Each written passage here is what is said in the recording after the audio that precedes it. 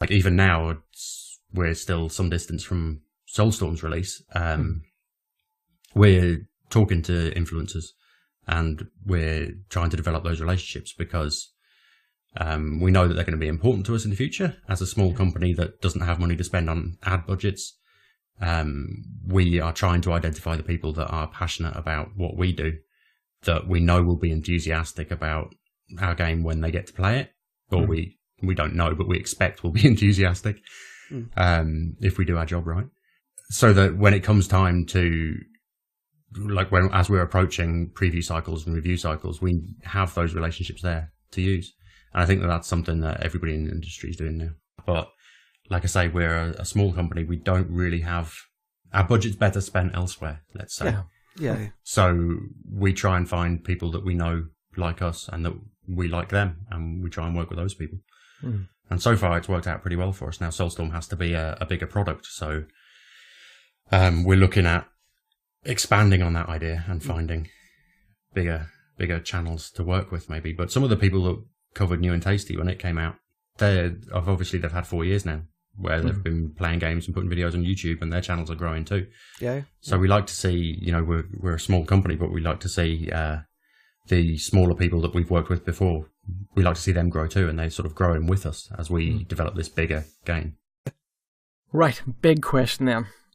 Can you actually tell us anything about Soulstorm? Yay! There we go. Get to the meat of it. What do you want to know? Release date. Release date, yeah. Also, this is a little bit of showmanship from Stuart, because I think I've actually shown him things from Soulstorm. And you've not shared it with me, Stu. Oh no, actually, I don't think I have. Haven't you? No. In our previous meetings and things, I think I saw something running on a mobile phone, but... oh yeah, we showed you New and Tasty on mobile before that came out. But that's all I've seen. Oh, that wasn't really interesting. Catch me at the next thing we're at, and I'll show you some nice pictures, maybe some nice videos. Okay. So, what about a release date then? Even, are we looking 2018? Honestly, I don't know. I think there is still a lot of development to go. There is a lot of hard work being done on that. So I know that back when we announced, it was kind of suggested, I'm not sure if we ever said explicitly, but it was kind of suggested that maybe we'd release towards the end of 2017. And we've obviously blown past that. 2018, I think, maybe. Yeah. Is it something that we might first see at E3? I really don't. I don't know. No. We have stuff. We have playable levels, and we have videos that we're working on, and trailers, and there are assets there. But we are also, like I've suggested a couple of times, Soulstorm has to be a much bigger game at retail than New and Tasty was.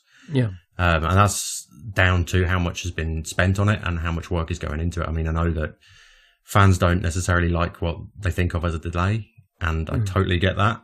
I'm right there with you, but the scope of this project has, I would say, significantly grown since we announced it. And that's down to the ambition behind the creative team.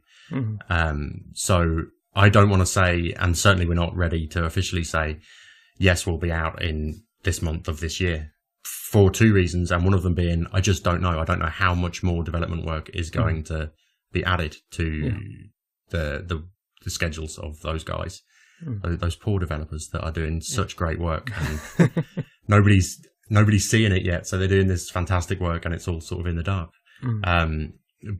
But also, I don't want to say anything about release dates that might get in the way of potential deals that we have to do with perhaps publishers or store managers, or we will listen to all the advice that we get from everybody that gives advice on those things, and we'll decide our best release date from then based on when we think we'll be finished.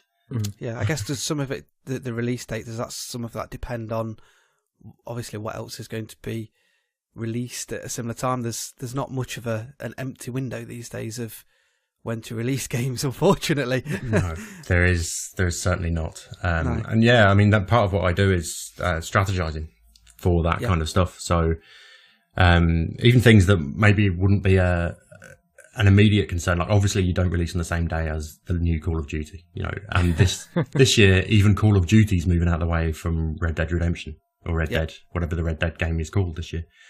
So, those are obvious like games things that every gamer knows that you don't want to be falling on that same week. But then you also have to think, like, you don't do big milestones on the Easter weekend because Europe's all off work at Easter, so nobody really pays much attention to that.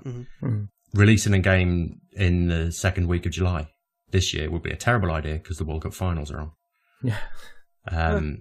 So good for me. So the way you think of it really is that you're not just competing for what games people are going to buy, you're competing for their screen time. So I might even suggest that it might not be a great idea to release a new game the week that Game of Thrones starts back on TV. You try and look at all those things and figure out, well, people are going to have some screen time here. Or if some big new free-to-play game's coming out that's expected to do really well, you have to give it a few weeks to let its audience play enough of it and get back to looking at other games. I mean, it's been a bit crazy recently because it was, for me, Monster Hunter. I had to sink as much into that as I could in about 4 weeks before Sea of Thieves, and then Sea of Thieves, and then now God of War. And I tried to finish off a pile of shame. It's a bit crazy. So with the new game, is it going to be a similar kind of play style to the other Abe's games? So we've shown a couple of bits and pieces of it that do show it as a side-on 2D platformer style thing from the screenshots. I think, again, the scope of that is much bigger than it was when we set out. So I think there's a lot more immersion to it than there was to New and Tasty. So while it is still that sort of side-on platforming game, there's a lot more sort of in and out with the camera and a lot more depth to the world than there was with New and Tasty. How much does Soulstorm depend on, New and Tasty going before? Did New and Tasty act as sort of testing the waters to see if there was still interest in that world, that universe, as such that was originally, started with the Abe's Odyssey and Abe's Exodus? Well, I think the New and Tasty's contribution to Soulstorm as a project is that it's paying for it. So I think what Lorne would say, and I've heard people ask him similar questions, and what he says is that back in 2007, I think, they got when they had all the rights back for their own IP, that they sort of managed to claw back off certain publishers and platform holders. But they were, as a team, I guess, a duo, Lorne and Sherry McKenna, our other co-founder, were working on different things. So they just weren't interested in getting back into games at that point. And I think it was suggested to them that there was potential for the catalogue games, the Abe's Odyssey, Abe's Exodus, Munch's Odyssey, and Stranger's Wrath. They put those on Steam as a test. People keep asking us for this, so let's see how it goes. And they put them on Steam and were blown away by the response that they got and how well those games sold 10 years, 15 years after they were made. 20 years after Abe's Odyssey was made, and they put it on Steam, people were buying it and loving it. And not just the fact that they were selling, but the user reviews coming in were so strong and so great. And I think that's really what made them think, well, okay, actually there is still a market here that loves our stuff, and maybe we can go back to making that for them. So I think that gave way then to the HD remasters for PlayStation platforms, and some of that's fed back onto the PC as well. Even our mobile releases, Stranger's Wrath on mobile is HD version. And kind of all that helped the company build strength and build capital to invest in developing New and Tasty, which was the ground-up remake of Abe's Odyssey.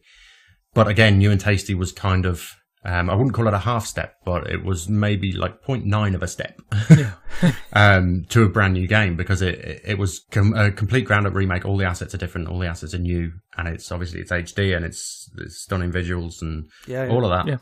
But it still took its design inspiration from Abe's Odyssey. So when that game was made and how well that game did, I think that then gave, and I think that even there was interviews with Lorne back at the time when he said, well, if we sell X amount copies of New and Tasty, then we'll have the capital to be able to make our next game. And obviously that they did that. So I think New and Tasty brought in enough revenue back into the company and strengthened the company and strengthened the brand and sort of gave us a prominence amongst a modern audience that maybe we hadn't quite had up to that point. Yeah. And that enables us to go forward and make Soulstorm, which is totally brand new. There's nothing in that really owes, well, there's hardly anything in that owes anything to any of the previous games. Mm.